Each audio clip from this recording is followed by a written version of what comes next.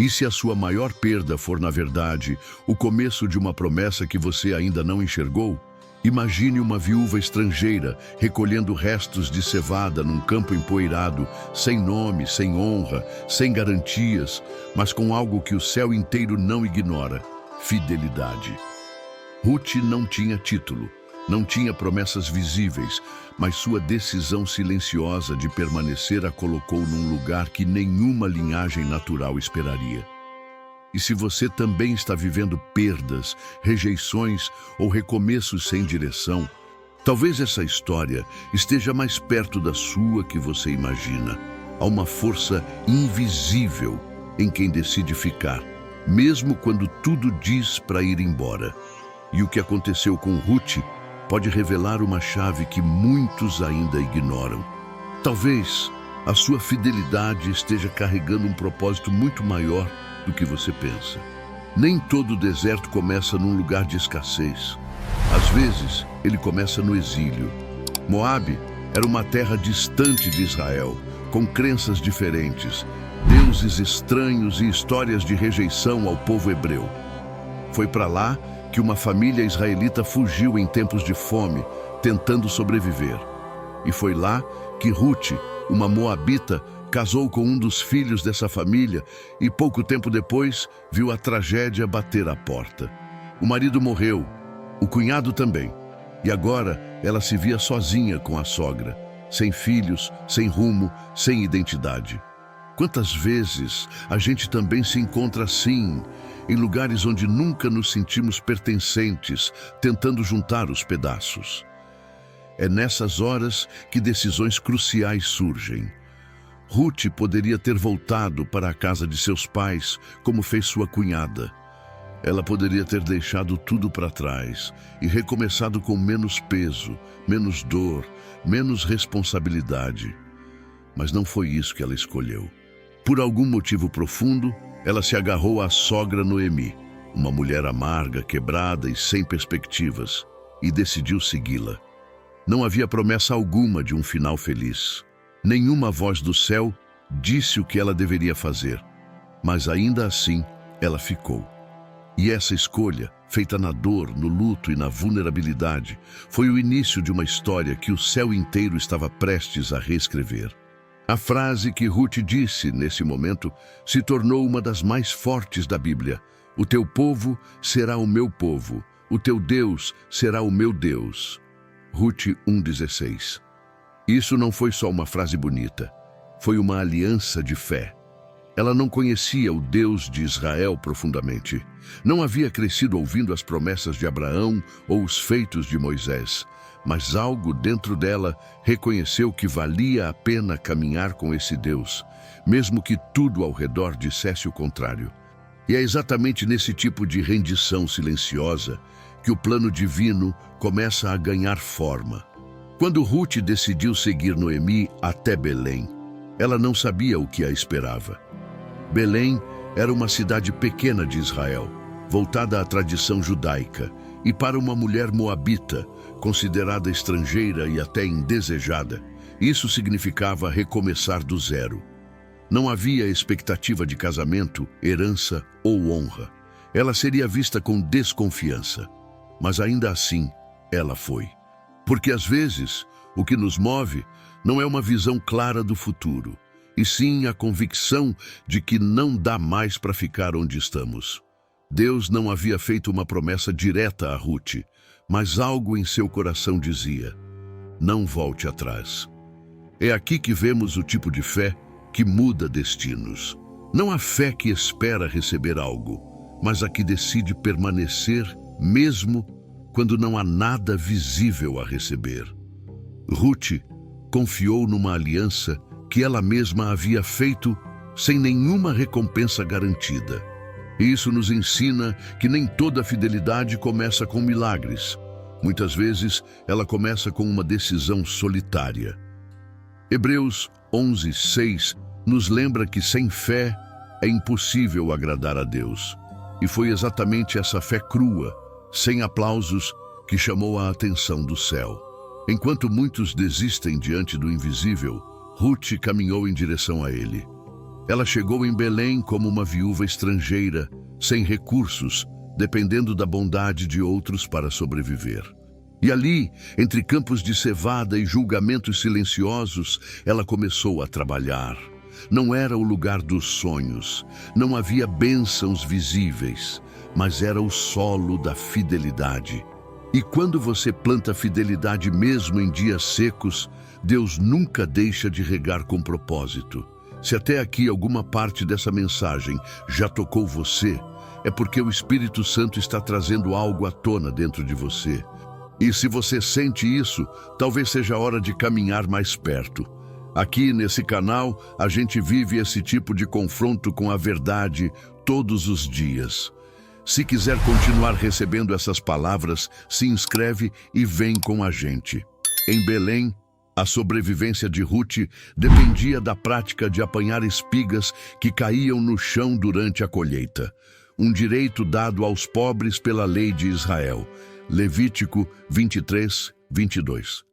Era um trabalho exaustivo, humilde e que deixava clara sua condição social. Enquanto muitos a ignoravam, um homem a notou: Boaz, dono daquele campo. Mas o que chamou sua atenção não foi apenas a aparência de Ruth, foi a sua história.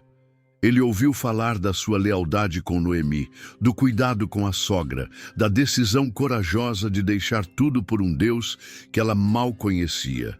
E isso despertou algo profundo. Boaz não era qualquer homem. Ele era rico, influente e respeitado na cidade. Mas ao ver Ruth, enxergou além da casca. Ele viu fidelidade em forma de atitude. Viu fé encarnada numa mulher que servia em silêncio, sem buscar reconhecimento. E essa é a forma como Deus também age. Ele observa aquilo que fazemos quando ninguém mais está olhando. Foi exatamente ali, naquele campo comum, longe dos altares, dos templos e das multidões, que o favor começou a se manifestar. Boaz passou a protegê-la, oferecer sustento e tratá-la com honra. Só que, até esse momento, Ruth não sabia que esse favor era apenas o começo. Ela talvez pensasse que aquilo era tudo. Um pouco de pão, um pouco de descanso. Mas por trás do gesto de Boaz, havia um fio invisível sendo puxado pelo próprio Deus. O campo da humilhação estava prestes a se tornar o cenário do cumprimento de um plano profético. E o que parecia apenas ajuda temporária era, na verdade, o início de uma virada divina. Boaz não era só um homem generoso. Ele era um resgatador, figura prevista na lei de Moisés, Levítico 25, 25, para redimir a herança de um parente falecido e preservar o nome da família. Isso significa que ele podia se casar com Ruth, restaurar o legado do falecido marido dela e garantir que a linhagem não fosse apagada. Mas aqui está o detalhe. Boaz não tinha obrigação legal direta. Ele escolheu. Ele assumiu um custo que não precisava assumir. Isso muda tudo, porque aponta para algo muito maior. O próprio Deus, que não precisava nos redimir, mas quis.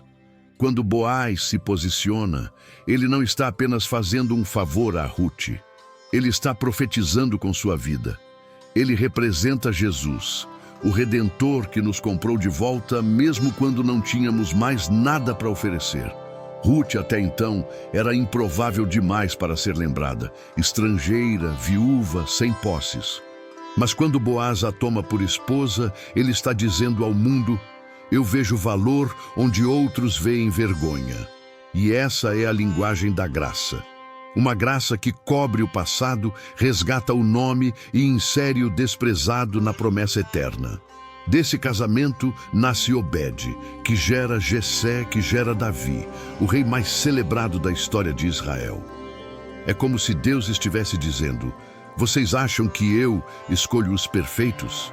Não, eu escolho os fiéis. Porque a fidelidade de Ruth, sua lealdade silenciosa e sua coragem de permanecer a colocaram numa linhagem que ela nunca imaginou pertencer. E ainda havia mais, muito mais, reservado por trás dessa linhagem. que nem mesmo os profetas podiam compreender plenamente.